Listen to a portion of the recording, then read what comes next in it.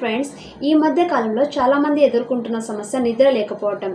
రాత్రి 12 గంటలైనా 1 గంటైనా నిద్ర లేకపోవటం వల్ల నెక్స్ట్ డే వారి పనులు వారు యాక్టివ్గా చేసుకోలేకపోతున్నారు. అసలు మనకు నిద్రనిచ్చే హార్మోన్ మెలటోనిన్. ఇది మన బ్రెయిన్లో ఉండే పైనియల్ గ్లాండ్ నుండి ఉత్పత్తి అవుతుంది. ఈ హార్మోన్ ప్రతిరోజు ఒకే రీతిలో నిద్రపోవటం, ఒకే రీతిలో లేవడానికి హెల్ప్ చేస్తుంది.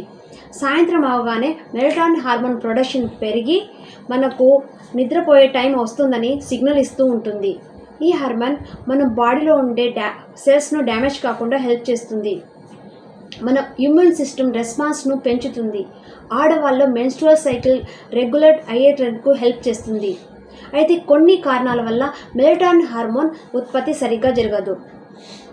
అంటే వయసు పెరిగే కొద్దీ మెలటోనిన్ హార్మోన్ ప్రొడక్షన్ తగ్గిపోతుంది.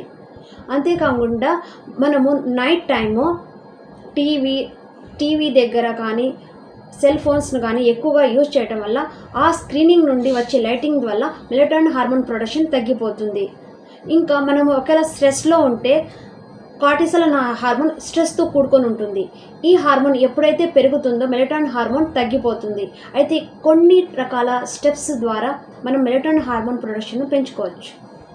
ముఖ్యంగా పొద్దున నిద్ర లేవగానే 10 to 20 minutes మనము సన్కు ఎక్స్పోజ్ కావాలి.